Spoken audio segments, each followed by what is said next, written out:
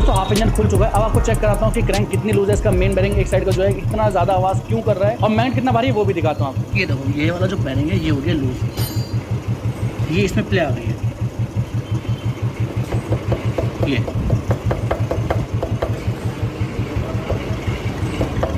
सुन रहे हो, ये वाली आवाज है। बेसिकली क्या होता है भाई, जिस हिसाब से यहाँ का बेरिंग है ना ये, उसके हिसाब से यहाँ पे वेट बहुत ज़्यादा है। जो इसका मैग्नेट है, मैग्नेट भाई व्हील दे रखा है भाई, ये